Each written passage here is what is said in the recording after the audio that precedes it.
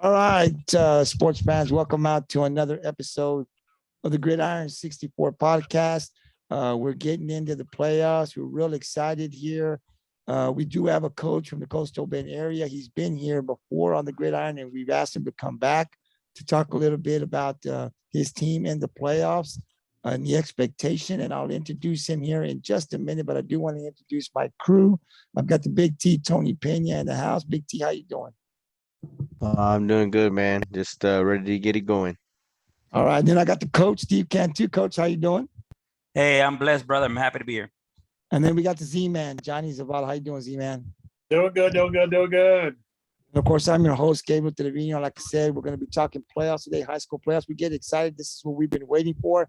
I do got a coach from the Coastal Bend area. This is his second time. He was here earlier on in the season. I'd like to introduce Athletic Director, head football coach for the Ingleside Mustangs, Hunter Hamrick. Coach Hamrick, thank you for taking some time to talk to us. How you doing this evening?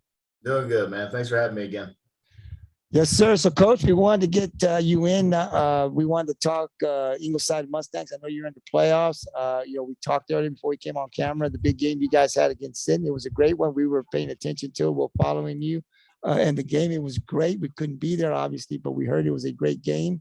But we wanted to bring you in, do a little Q&A about the playoffs. I know you guys are going to be playing Devine on Friday. You're traveling up to San Antonio. So the guys got few questions for you as far as what the expectation is and how far can the Ingleside Mustangs go in 2021.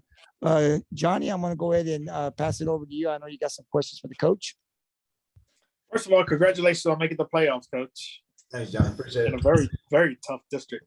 On the defensive side, what are your concerns about Devine and what offense they run, or do you have any concerns of what they do over there?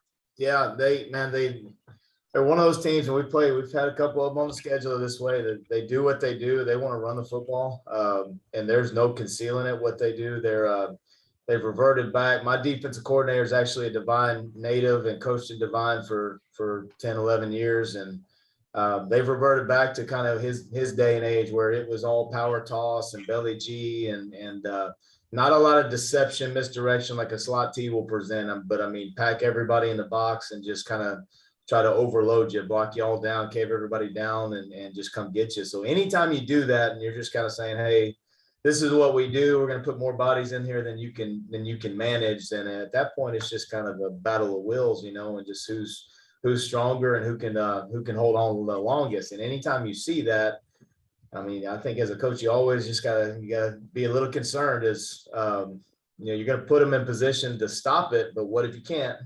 And what's your next plan? And those are difficult battles to watch. You sit out there and you play a run heavy team and you just cannot stop what they're doing. It's a frustrating thing because there's no getting out. I see. Let's turn it over to the other side of the ball. What kind of exciting things are you looking for on your offensive side? Well, they very similar in ways that they're gonna, because of what they do well, they want to stop the run. So they're gonna stack the box in there. They've been very consistent against multiple offenses in what they do. Can't see them changing that. Game plans do come into play, but can't see them changing that. They're pretty much a man-heavy team. They play a lot of straight zero across the board. There's no safety to save them. But that's what they do. For the most part, they're off coverage, off man, and you like to be able to take advantage of that. You like to say that you got some kids that can go attack that and take advantage of it and be balanced. You have to be able to do it when somebody packs the box in on you and they're going to say, hey, you're not going to run in here. I mean, then you've got to be able to find ways to get the ball out of the box and that or challenge them in play action pass. Because unfortunately, I am not on the Devine side of things. I don't ever feel like I can just run at you for a whole game and you can't stop it. I do feel like numbers are always a thing. It always comes into play one way or another, and you have to be able to match that and fix it. So, we got a game plan to be pretty balanced and try to spread the ball around different ways to get the ball to playmakers. Nice. I like hearing that. And I have faith in y'all getting into that second round. So good luck to you, Coach. Thank you. Appreciate it. That's all I got, Dave. Yes, sir. Coach, you're up. Coach Steve. Yeah, again, Coach, welcome back. Thanks for spending a little time with us tonight. I know it's kind of late and you're ready to go home, so we'll get you out just as quick as we can. So I want to talk a little bit about the Sinton game. You know, your last regular season game, you played a tough opponent. A high seed, highly skilled. Playoff tested team. How do you feel that may have hurt you or helped you guys going into the postseason here? But hurts you if physically you just don't get out of it healthy. You know, that's the big thing. If they physically come in and manhandle you or whatever, and you walk into or you limp into the playoffs and you're just trying to get by. And fortunately, we were not that way. We got out healthy. That's good. And we got out to where, I told the kids at the end of the ball game, this is the first game that, we've won 8 football games coming into this, and we've lost 1 prior to that night. And it's about as good as I could feel as a football coach. No, you never want to be on the wrong side of the scoreboard. We had a shot at a share of a district title, all those things on the line. Of course, that it knocks the air out of you a little bit when you don't accomplish the things you want to accomplish. But when you sit there and look at the fight that we had and on our previous loss with Rockport, they're in the third quarter, we lost our fight. And that was part of my deal the whole week was, we were not going to go out that way, that we were going to continue to fight and plug along and just see where we match up going into the playoffs with a team that we know has been in a lot of playoff games over the year. And most specifically, they played in 6. And that's what I told them Wednesday, I believe. This football team has played in, not the other football team. These kids, because they were all sophomores when they did it, had played in 6 playoff games in the previous 2 years. And so they come in with experience. They come in with district championships. They had already clinched a share of a district title. So they're back to back there. And, that's the kind of matchup that we want to see going in. Obviously, I think we had chances, more than our fair share of chances to go jump in and steal that game from them, and we were unable to capitalize. So there's always disappointment with that part that you want to see, but I think that's where that experience comes into play. And you like to say you lost to a better football team. I think that's where we were Friday night. We lost to a better football team that we backed up into a corner and they fought their way out of it. And I felt real good about it. Going in, it's a similar matchup to what we'll see down the road.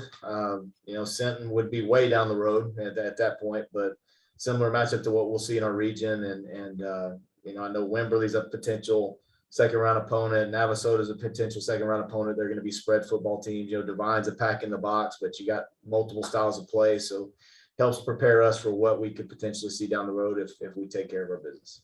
Yeah, exactly. And like you said, Coach, there's no a good way to put a bow on a tough game, on a loss, but I'm sure your guys, took some of that, the fight that they brought to that game, and it'll help you guys more than it's going to hurt you, and benefit you guys moving forward in the playoffs, because it was a tough opponent, that last regular season game, and there's a lot at stake, so that gives them that playoff sense, so they kind of feel it. So in a way they have an advantage, they've been up against that high caliber, high stakes, type of game, because you guys lost, but you get to play this week, but it kind of helps your guys going into the first round of the playoffs. I thought so too, and you guys played excellent. And like you said, there's a few plays along there, some missed plays that you guys weren't fortunate enough to execute, but nonetheless, you guys played a great game. And I think it's really going to build momentum going into the playoffs. Speaking of the playoffs, so again, we know that you guys are going to be traveling, pretty far distance. How do you think us traveling to the Valley this year and going down there and having that experience of that long bus ride and seeing what worked on your itinerary, what didn't work? Is you got any changes in mind in your itinerary as far as like the bus ride over, things you might do differently this time going to San Antonio? We have started and played bad in both those football games that we traveled to, Rio Hondo and Raymondville.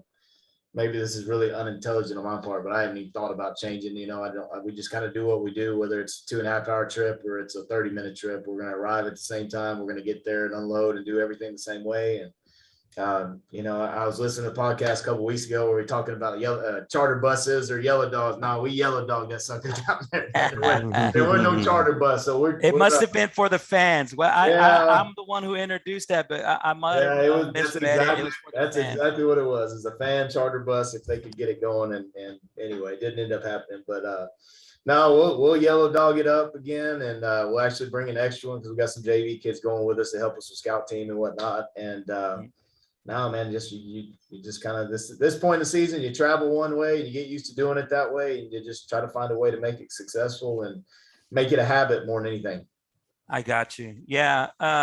And you're right. I mean, it is, it seems because we experienced it too, and we talked about it too. It seemed like when we made that travel, the legs weren't there, or maybe the focus wasn't there. Maybe, too long of a bus ride where, the boys had other things on their mind and not necessarily the game plan.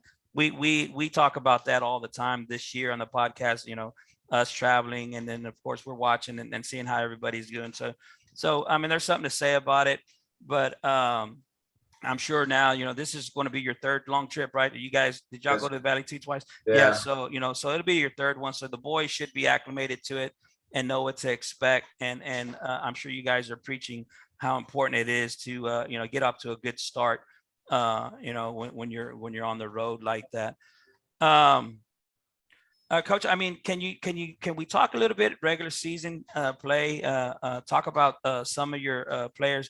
Am I pronouncing the kid's name right? Is it just Jacobson? Spelled Jacobson differently? Yeah. Okay, that's Jacobson. What I thought. That's like I heard some guys trying to pronounce it and hit the K. I'm like, no, it just reads Jacobson, man. What are y'all reading? So, can you talk about some of the numbers that some of you guys did, the good regular seasons you guys get and how that might help them going forward in the playoffs? Yeah, I mean, obviously he's a big one. We have 3 sophomores that are on our roster, and I hope I'm not forgetting one. Definitely 3 that are major contributors and have really come into their own over the year. Only one of them was on our varsity last year as a freshman, Wade Johnson, who is our center against you guys, but he's playing our quick side tackle right now. His older brother was a college prospect for us a couple of years ago, went to New Mexico State, and he's a sophomore. He's still improving. He's got his ceiling is up there, but JC Smith, Jaden's his first name, but JC Smith, who's number 7 for us, has started, I want to say, the last 2 games at free safety for us. He's taken over. He was playing corner, I think, when we played Rockport, but he took over at free safety 2 weeks ago against Raymondville. Mm-hmm. He also starts at at our wing back, and he had a fade ball the other day that he just climbed the ladder and went over the top of a kid and went up and got. I want to say he's got 2 INTs on the year, but he's turning into a leader of our defense. Anytime you play free safety, and we're kind of an old traditional middle safety defense. We're bringing it back a little bit to where you got that guy floating around the middle of the field, and that's him. So he's done a great job picking that up last 2 weeks. Just continues to get better. Jacobson, Aiden Jacobson, who's also a sophomore. Was our JV quarterback a year ago, started for us at shortstop in the spring as a freshman on the baseball team. I coached basketball for a short period of time last year. He stepped on the floor for me as a freshman on the basketball floor. Man, the dude's he's got a high ceiling himself. Had a great game last week. His numbers are never really just going to stick out to you just because it's not what we do. But he's been real efficient. Sometimes we have to preach on him holding the ball a little too long, but he's very natural and buying himself some time when he needs to and evading pressure and then going and making plays when he has to. He's done a great job there. Jackson Mobile is our I would say I'm going to say our powerlifting kid. He's the one that got third in powerlifting, and I won't say the 180 something class. And he can squat a house, and deadlift a house if he wants. But he's been playing our fullback position, our Mike backer. We actually went back and checked our stats from games because having a conversation with Coach Troutman this morning, man. He's like, Coach, in freaking 28, he's all over the place. He made every tackle. And I was watching, and I go look at the stat sheet, and he's got 7 tackles. Like, man, he made freaking 6 in one drive the other night. How does he got 7 tackles on the game? So we went back and checked. The kid's over. He went from 70 to 100 when we rechecked our statistics this morning, when we went back and checked that stuff to make sure it gets right. Yeah. He's our Mike. He's our leader of our defense. He's all over the place, man. And he's a type 1 diabetic. He is phenomenal in how he handles himself and the things that he struggles with that nobody has a clue that he's having to deal with. And he monitors things on the sideline, and you'll see him step aside. And that limits sometimes how much we can use him offensively, but he's great. He's actually our 2nd leading rusher right now, but he leads us in touchdown carries. I would say that ultimately leader of our football team. Number 1, Aiden Chalk's is our wideout big kid, 6'2", 6'3". He's had some off games here recently, but he has games where he can be dominant, and that's what we expect from him. As soon as we get him reestablished, and I think that's kind of been one of our goals. He's really struggled with injuries throughout this year. It's never really been fully 100%. We sat him out against Raymondville, trying to get him back ready to go. And he had several catches last week against Sinton, starting to get back to normal. Defensively, man, our defensive line, we got 2 seniors up front that have been tough. Michael Meaves, who's 54, and then our nose, Artie Gallegos, is 76, and they've been great. Linebacker play next to Jackson. Caden Nelson's been good. We have a kid that moved over against Port Isabel after we played Rockport. We had a change at our will linebacker. That's been pretty consistent, what we needed. He replaced kid Seth Morgan. Seth Morgan's our quick side guard. Is probably the kid that has played the most on our football team. He starts at quick side guard and turns around, and he plays on our defensive line the last 2 weeks. But against Rockport, he was one of our linebackers. So we've moved a bunch of people around, and I would say that's kind of been the thing this year is really just trying to find some consistency as we fought through some injuries and personnel placement, and trying to get it all put together and get it correct. Our offensive line has just, I want to say the majority of them, with the exception of one kid, they know 3 different positions, because they've started and played 3 different spots over the year, just because we've been through so much. Right before the week we did play Rockport, our starting right guard for the 2 weeks prior has an emergency appendectomy that he was in for. We haven't gotten him back yet, so it's always just kind of been something this year, that we've been having to deal with. Eric Edison, who's our tight end, has been having a great year. In fact, we don't use him enough, and he knows that I know that. And he's got great hands. He's an athletic matchup. We've really been waiting for a time to where we can kind of pull that out, to where we get the appropriate defensive alignment, so we can utilize his athleticism. He's got probably 4 touchdown catches on the year, but definitely would say we don't target him enough. And I know I'm just leaving so many kids out, man, but a lot of standout guys for us. Leo Villarreal, who was our starting quarterback a year ago as a sophomore, is leading us right now in rushing yards. And I want to say he's probably our number 2 receiver on the team. And, he's once versatile, lines up in the backfield and goes out and plays slot receiver for us, and then turns around, starts and plays corner. So he's had a phenomenal year as well. And is a great kid. So, man, that's, I know, like I said, I know there's a bunch of them and they'll all get mad at me for leaving them out. But anyway, it's a really good football team. A lot of young kids, man, a lot of young folks, a senior class of 14. Wow. That high contributor, man. I mean, just to be honest, that's the way it's been, since I got here in 2016. 14 seniors is consistent. It's probably, I think I've had a couple classes of 12, a couple classes of 14, and last year's class I had 22, and that was by far the biggest. So this class of 14, it's not really, it's not unexpected, and it's not uncommon. In the next few classes coming through are not much bigger. It just kind of is what it is. We're always playing with a roster of about 29 to 34 healthy guys, and and trying, if possible, trying to piece together a freshman team and definitely getting a JV schedule played, so it's numbers has always been a thing that we preach to try to fix, and hopefully winning starts to really fix that for us. Wow. Well, Coach, I could tell you, man, that's super impressive. For you to talk about that and bring that up, because how well you guys play. I thought defensively, I mean, you guys were one of the better defensive teams that I was watching and keeping track on.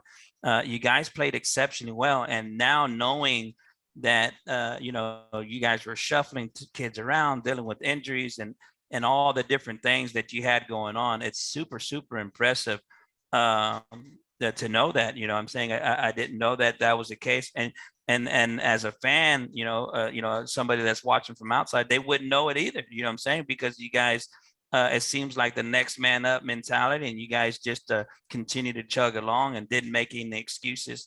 And I think that's awesome, man. I think that's extremely awesome. It's part of the game, man. Did.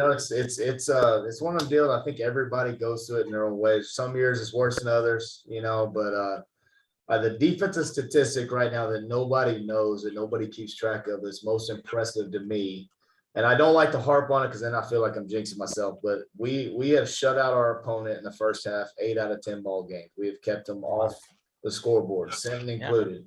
Sinton scored on a field goal. They threw one pass right before the half and then knocked down a field goal because of my bad clock management, and I didn't get the ball far enough out on the punt.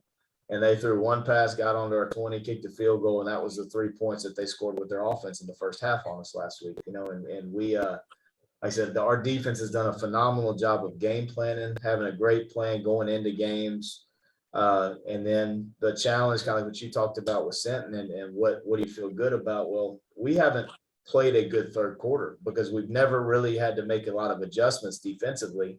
Rockport being a big one, we had to make some defensive adjustments, and then we figured out we're not really good at making those. We didn't do a good job of making them because Rockport really poured it on us in the second half.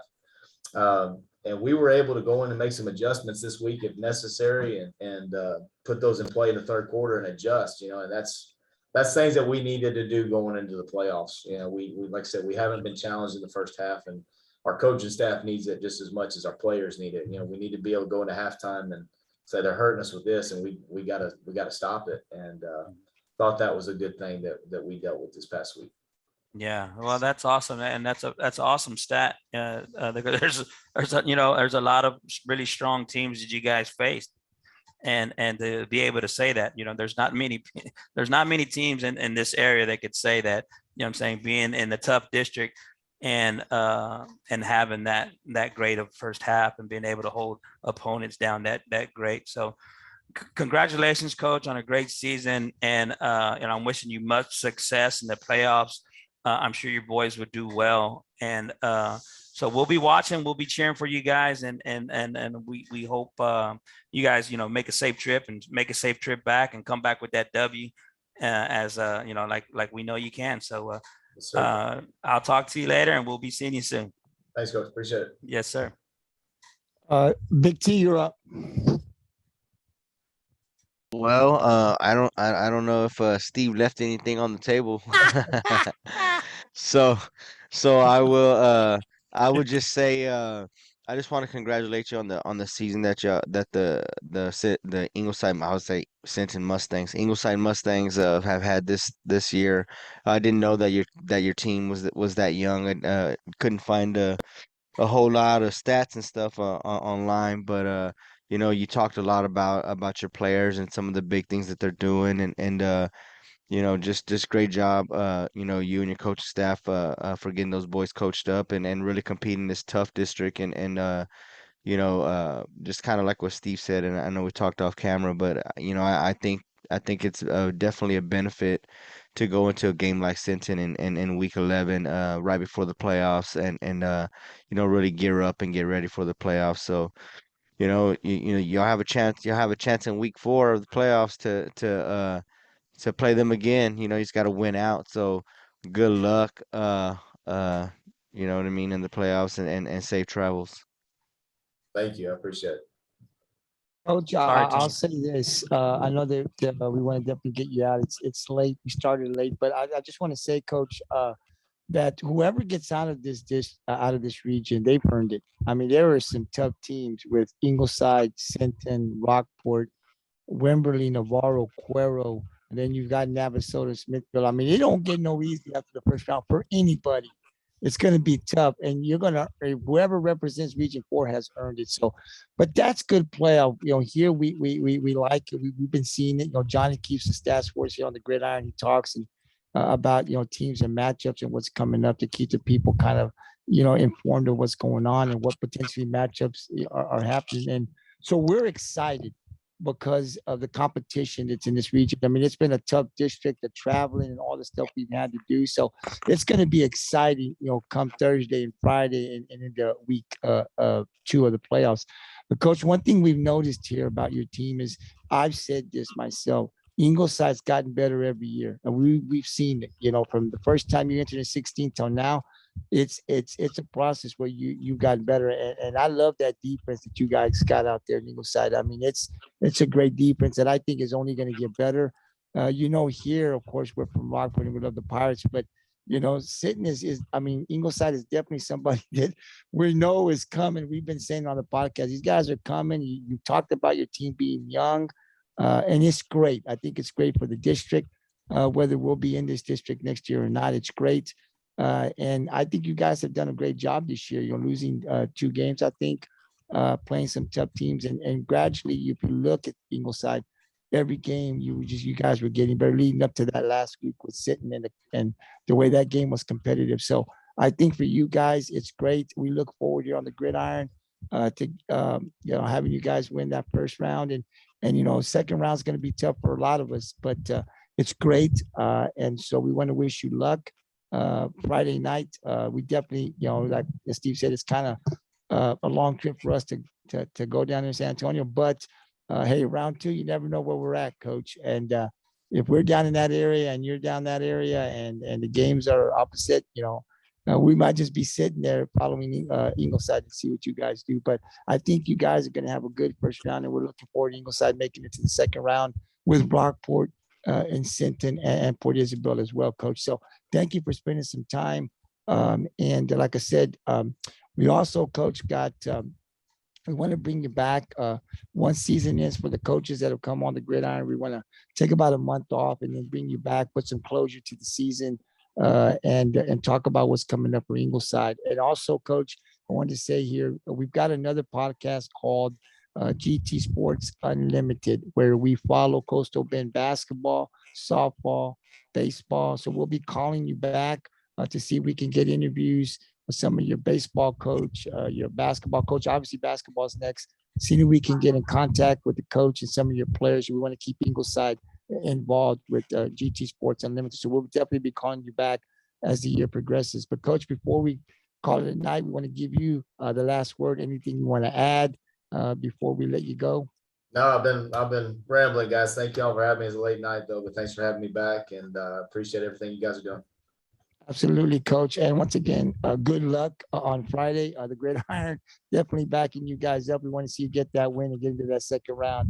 And hopefully for all the teams in our district, we'll get that first win and get into the second round. Coach, we'll be seeing you here shortly in about a month or so. We'll be calling you to come on back and talk about the season. But until then, good luck on Friday, Coach. And we'll see you soon. All right. Appreciate it. Thank you, guys. Good night, Coach. Yes, sir. Thank you.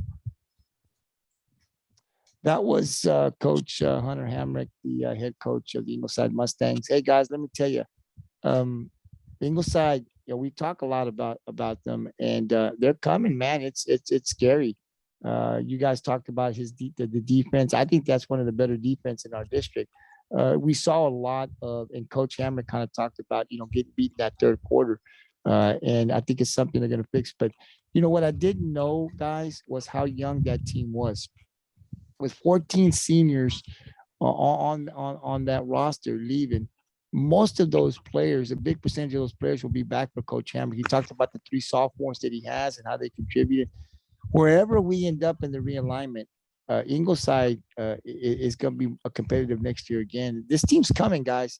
We're going to have to contend with them I don't know if there'll be a team we'll play next year, but that team is coming, and whoever's going to be in the district going to have to contend with them. So we want to wish Coach Hamrick, his assistants, and those players good luck. You know, they're always willing to come on and talk about their program, and we definitely want to thank Coach Hamrick for taking the time. It was late during the playoff week, but he found some time to come in. So, guys, thank you very much. I just kind of quickly want to tell you what we've got coming.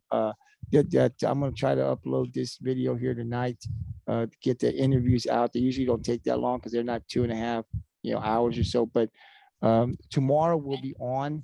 Well, first of all, I want to thank Coach Hamrick and Coach Busick. We had 2 interviews today. Coach Busick on the Pirates Code was our defensive line coach. Talked a little bit about the playoffs and the guys, and we really want to thank him for taking some time. And of course, Coach Hamrick on the gridiron tonight talking about his 2021 Ingleside Mustangs. Tomorrow, we will break down. We'll be on the gridiron. And we're definitely going to have the schedule. I'll send it out to you guys tomorrow. It's going to be more than 9 games, guys. So I'm going to try to get it out to you as quick as possible. We're definitely going to have the Coastal Bend teams that we've covered all year. If they're in the playoffs, you can add them to your list. And I might throw some other teams from around close to the area. Definitely the Wimberleys, Navarros. The 1-4 is kind of, it's a big stretch. So some of the teams should win. You never know. But we'll continue as teams start to kind of fade. We'll definitely continue to move up north or down south as our teams here in the Coastal Bend it gets smaller and smaller. So be looking out, and I'll try to get that out as quick as possible to give you guys more time to be able to do some research on some of these teams. These would be some of the teams that we've never talked about on the gridiron. And then, of course, I told Tony we do got some of our. We'll flip over to the at 6:45. We're scheduled to have the Pirates Cove tomorrow. Quarterback for the Rockport Ford Pirates, Ace Seibert, will be here. He's confirmed, so we'll have Ace here at 6:45 on the Pirates Cove. We're working on Ricky Franks, trying to get Ricky in. Tony's going to try to get a hold of him as soon as he can get a hold of him to get him on. And we'll talk about their performance that they had against Port Isabel, and then we'll jump right into the gridiron and break down the last week of the regular season, and then preview the playoffs. So, guys, it's going to be kind of busy, and then of course Thursday we'll be traveling to Lavernia for the playoff game. So it's going to be busy, guys. I do want to say our Rockport Fulton Lady Pirates, they did get the victory. I know we're on the gridiron, but I just want to let you guys know. I think it was something like 58 or something like that to 20 or 34 or something. I'm not sure, but we did get the win. Johnny, I think you said they were still ranked 19th, correct? Yes. Yeah. So they get another win. And so we're definitely going to continue to keep an eye on our basketball girls. And then, of course, the boys will be starting on the 16th. So a lot of things. We're going to be really, really busy, guys. But thank you very much for taking some time.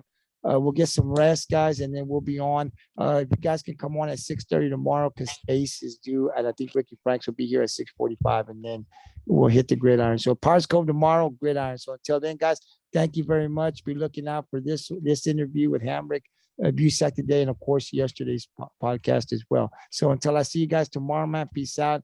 Have a great night, guys, and we'll see you tomorrow. Good night, fellas.